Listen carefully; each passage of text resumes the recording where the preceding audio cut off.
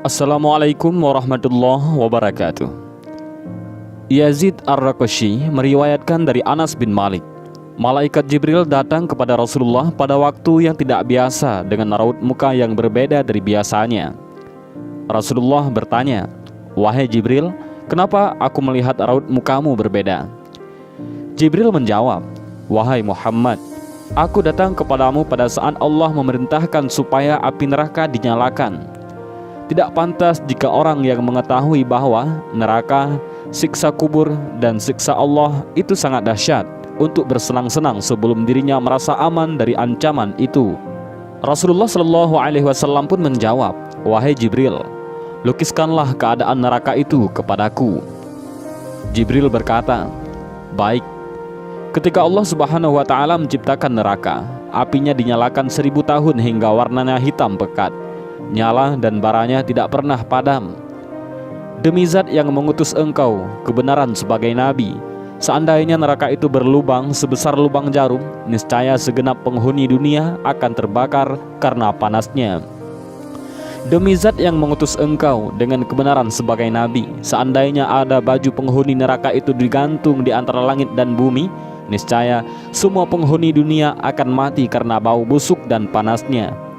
Demi zat yang mengutus engkau kebenaran sebagai nabi, seandainya sehasta dari mata rantai sebagaimana yang disebutkan di dalam Al-Quran diletakkan di puncak gunung, niscaya bumi sampai ke dalamnya akan meleleh. Demi zat yang mengutus engkau kebenaran sebagai nabi, seandainya ada seseorang berada di ujung barat dunia ini disiksa, niscaya orang yang berada di ujung timur akan terbakar karena panasnya. Neraka itu mempunyai 7 pintu dan masing-masing pintu dibagi-bagi untuk laki-laki dan perempuan. Rasulullah bertanya, "Apakah pintu-pintu itu seperti pintu kami?" Jibril menjawab, "Tidak, pintu itu selalu terbuka dan pintu yang satu berada di bawah pintu yang lain. Jarak pintu yang satu dengan pintu yang lain sejauh perjalanan 70 tahun. Pintu yang di bawahnya lebih panas 70 kali lipat dari pintu yang di atasnya. Musuh-musuh Allah diseret ke sana dan jika mereka sampai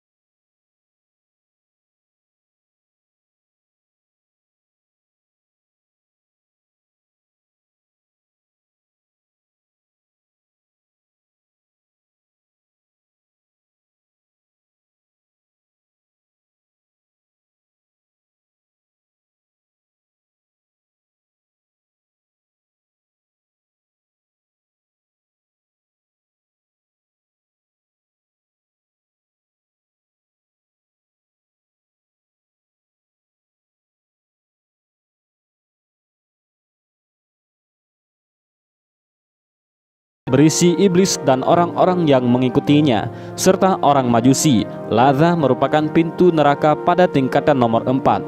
Di dalamnya ditempati iblis laknatullah beserta orang-orang yang mengikutinya dan orang-orang yang terbujuk rayuannya. Kemudian orang-orang Majusi pun ikut serta menempati neraka Ladza ini. Mereka kekal bersama iblis di dalamnya. Tingkatan pintu neraka Ladza ini di atasnya pintu neraka Sakar. Dalam hal ini Allah telah berfirman, sekali-kali tidak dapat. Sesungguhnya neraka itu adalah api yang bergejolak. Al-Quran Surat Al-Ma'arij ayat 15. Dengan demikian, dapat disimpulkan bahwa iblis dan para pengikutnya akan dimasukkan ke dalam neraka lazza. Seperti apa yang dikatakan oleh malaikat maut, yaitu malaikat Israel, ketika iblis hendak dicabut nyawanya.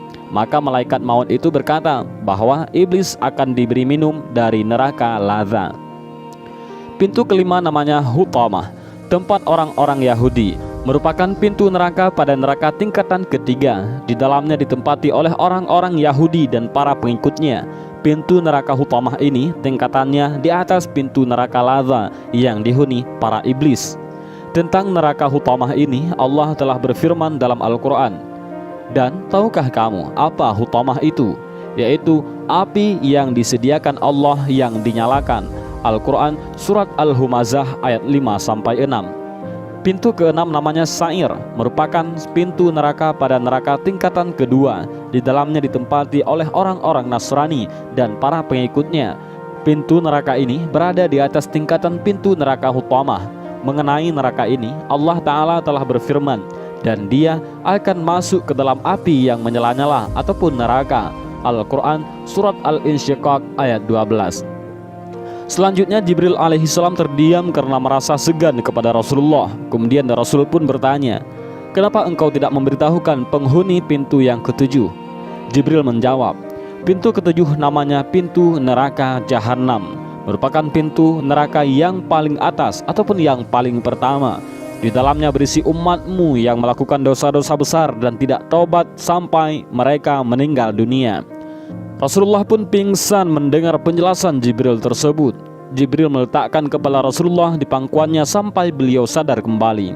Salman Al-Farisi datang dan berdiri di depan pintu seraya berkata, "Assalamualaikum ya ahlal baitir rahmah. Apakah saya bisa bertemu dengan junjunganku Rasulullah Shallallahu Alaihi Wasallam?" Namun tidak ada yang menjawab, sehingga mereka pun menangis dan terjatuh. Rasulullah bersabda, "Betapa besar cobaan yang menimpaku dan aku merasa sangat sedih.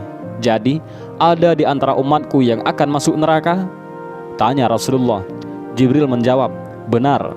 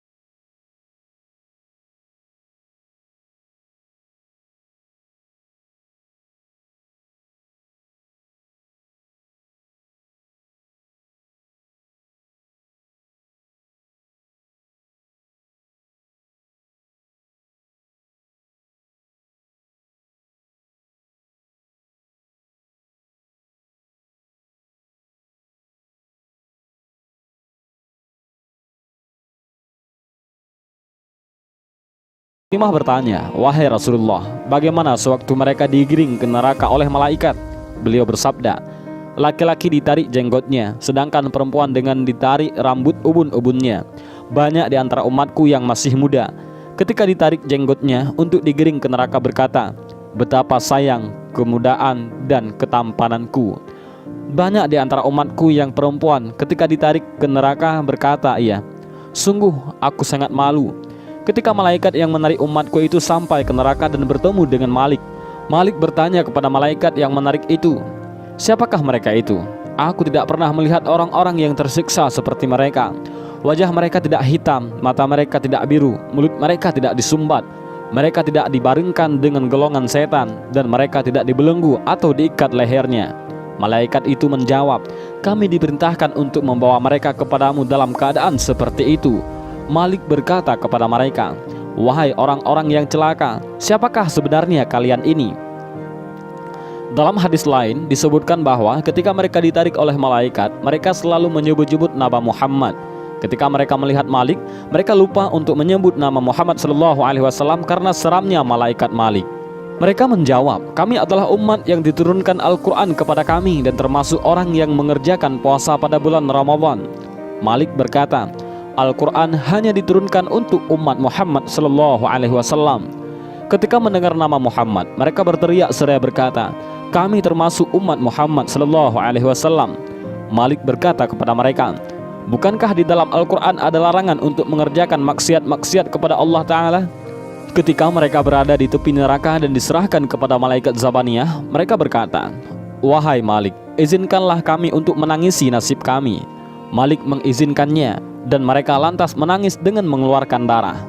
Malik lantas berkata, 'Alangkah baiknya seandainya tangis ini kamu lakukan sewaktu berada di dunia. Seandainya sewaktu di dunia kamu menangis seperti ini karena takut kepada siksaan Allah, niscaya sekarang ini kamu tidak akan masuk neraka.' Malik lalu berkata kepada Zabaniyah, 'Lemparkan mereka ke dalam neraka.' Ketika mereka dilempar ke dalam neraka, mereka berseru secara serempak dengan mengucapkan kalimat La ilaha illallah, sehingga api neraka langsung menjadi padam. Kemudian Malik berkata, 'Wahai api, sambarlah mereka.' Api itu menjawab, 'Bagaimana aku menyambar mereka sementara mereka mengucapkan kalimat La ilaha illallah?' Malik berkata lagi kepada api neraka, 'Sambarlah mereka.' Api itu menjawab, 'Bagaimana aku menyambar mereka sementara mereka mengucapkan kalimat La ilaha illallah?' Malik berkata lagi, 'Benar, namun begitulah perintah